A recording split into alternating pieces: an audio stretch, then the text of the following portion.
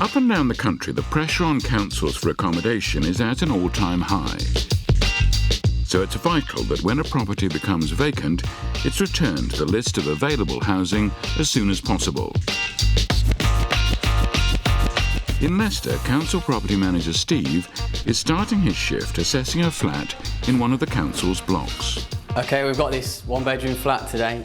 We've been given the key by environmental health. Apparently the previous tenant's been deceased, so we're not sure what to expect inside, so we'll have a look. Environmental health get involved in dealing with properties only when their condition is a serious risk to public safety. This doesn't bode well. There's quite a bad smell in there. Looking around, there's some dog mess, well, all over the place. It's really bad smell. It hits the back of your throat just as you try and take a breath in here. It's not nice at all. Obviously, the suits environmental health have been in, they've been wearing suits, so it might be a good idea for us to do that. Steve has only taken a few steps. He's already forced to retreat to don his suit. This is definitely the worst smell I've ever smelled in a void property. It's obviously been in there for a long time, festering.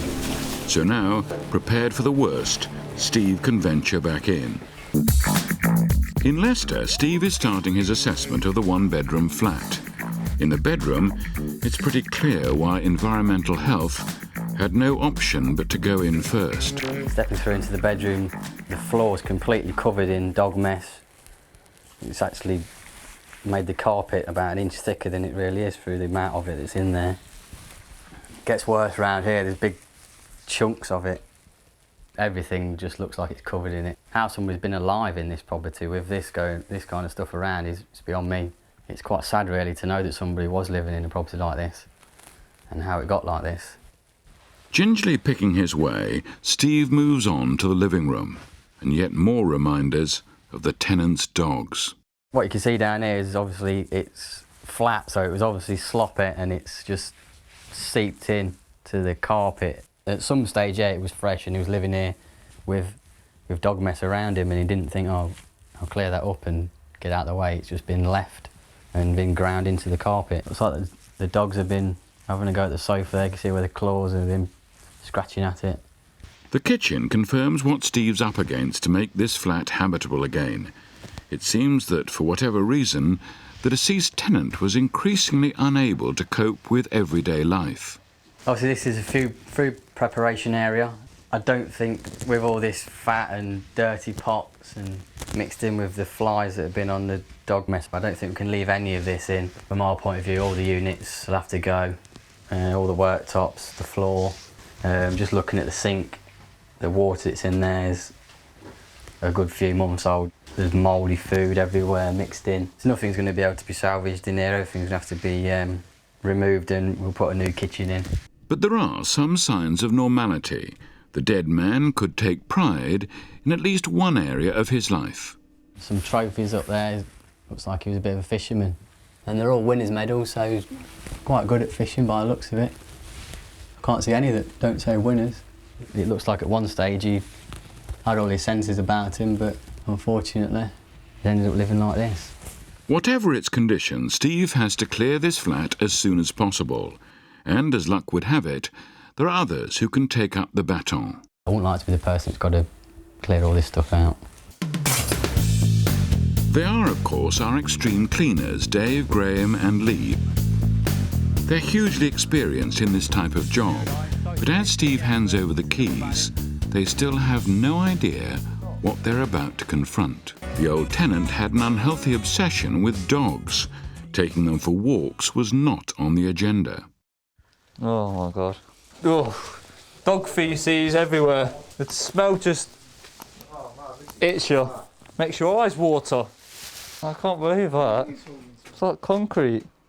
Should have stayed at home. My dog's going to enjoy my boots when I get home. He'll be sniffing all around me, wondering where I've been. The smell may be awful, but at least Dave has a plan. I'm just going to get all the big stuff out of the way first, all the big furniture, settees, wardrobe, bed and everything like that, and then we're just going to concentrate on removal all the rubbish, basically.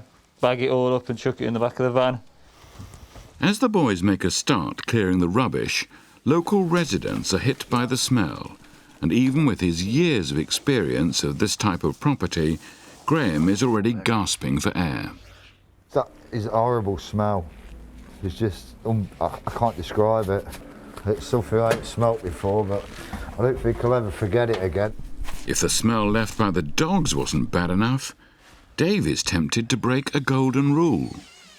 Don't open fridges when you come in these properties. Because 9 times out of 10 they're nasty. It's just all got mould in it. It stinks. Dave has survived, but Graham's not sure he can hang on. Don't you film me puking up? Wow, that's bad, that is. I've got a right lung full of that. Oh, no. Don't think I'll be eating much today either. As they start to disturb the contents of the flat, Graham can't be sure that Dave will pick up. In Leicester, Dave, Graham and Lee are well underway removing all the furniture and bigger items from the flat. But then there's the sofa.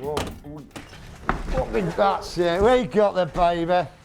Inside the flat, they've taken every precaution, but outside, sod's law. Oh no, I did stand in something there, didn't I? For Graham, it's cracking up time. Can't get things out the doorways. Dog all over my boots. Sweating. Puking. Just getting better. Removing the sofa has revealed the true colour of the carpet. Well, you've got about 1/4 of an inch of just filth between where the sofa was and where the living area is, you know. I just can't get my head around now. It's not how people live like this, it's how people let people live like this. I mean, I obviously didn't know the guy personally, but I suppose it would have been a different matter if I did know him, right? I probably wouldn't have even wanted to be here, you know. But life goes on, doesn't it? You know, once this flat's all cleaned up and everything, the next people will be moving in and it'll all be forgot. They can't put it off any longer. The fridge and the freezers will have to be dealt with. The contents must be removed so the units can be sent for recycling. Putting them outside may make things easier. Nice bit of lamb there, fresh. That for a pork pie, look. There you go, a bit of mustard on that, be all right, wouldn't it? It's all raw meat in here, and what's happened is the freezer ain't been on, so it's all been defrosted. Just got to have a breather from the smell. It's horrible. Drink was the root of the problem for the man who died here. Being a keen fisherman may have been his only consolation. For Graham, himself an angler, the trophies point to a happier, better world. It's sad. I don't really feel like I want to bin these. To me, it's pretty emotional, to tell you the truth. I mean, I love my fishing and that, you know, some of these trophies are nice. He's obviously enjoyed himself, and he's got winners on them and things like that, so he's good at his game. I don't know, I'd like to see these go to somewhere rather than just go down the tip, really. You know, if you knew what fishing club he fished for or whatever, I'd rather take them to them. Graham chances upon some of the local residents who knew the tenant. I feel a bit better about that now because, yeah, I found a home for them, like, so one of the pubs where he used to drink and that, so I take them down. I'm pretty happy about that now. For Graham, the day has certainly ended a lot better than it started. After clearing the flat of all the furniture, freezers and rubbish, the boys can call it quits. They'll return over the next few days to sort out the kitchen and embark on the deep clean. After filming, it took the boys nearly a week to clear out the dead man's flat, but against all the odds, it's been transformed. Steve can now have it totally refurbished and back on the rental market in no time.